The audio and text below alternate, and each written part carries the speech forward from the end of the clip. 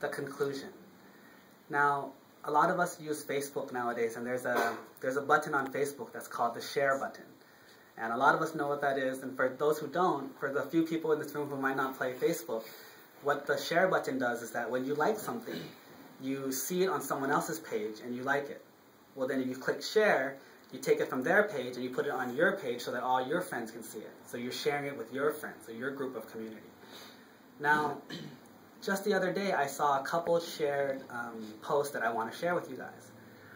One particular situation was a story. It was a cute story. The story goes like, I'm going to tell you the story. The story goes like this. A little boy, 9 years old, goes to his father and says, "Father, Father, how much do you make per hour?" And the father says, "Why do you want to know? If you just want money, you have enough money, or you shouldn't be asking your father for money. You don't have to know. It's none of your business." And the kid asks again, "Father, Father, how much do you make per hour?" Well, the dad thought about it a little bit and said, "You know what? Maybe it's not that bad to tell him." So he says, "I make $100 per hour at work." And the child says, "Oh, then can I have $50? And the dad got mad. He said, "I knew it. You only asked me how much I make so that you can ask me for money. You're just trying to ask me for money." And so he yelled at the kid and said, "You know what? Go to your room and go sit down and think about what you've just done. Being greedy is not good. You try to trick me by asking me how much I made." And he got really mad. So he yelled at the child and sent the child to his room. Well, the little boy went and stayed in his room. Now, the father thought about it for a while. Just like most parents, after you yell at your kid, what happens? You usually feel bad. You feel so bad about what you did. He thought about it and said, "You know what?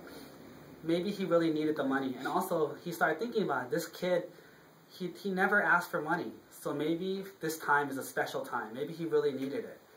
So the father changed his mind, went up to the child's room, and gave the little boy $50 and said, "Here, I might have been too hard on you, so here's $50.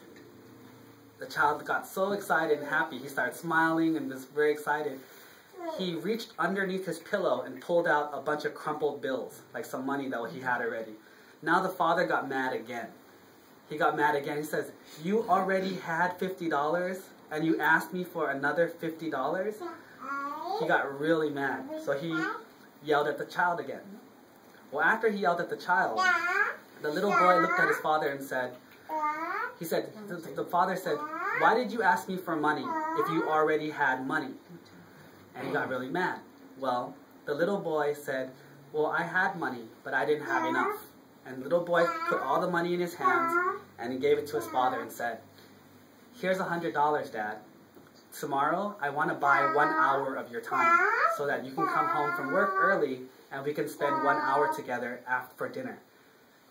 And so the father felt really bad and then, realized that I've been neglecting my child and all that good stuff. And so the conclusion of this post that they said was, we should find time to spend time with our loved ones, because after we die, our boss at work might not care about us anymore, or we'll just find someone else.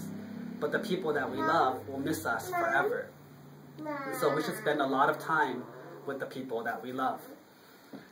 While I don't disagree with the conclusion, but what I ask you is this the best possible conclusion for this story? Or is this the only conclusion for this story? I want to leave that with you as a thought. When people tell you a story, they teach you and they give you a conclusion. No different than a book, no different than a movie. How many different endings can a movie have?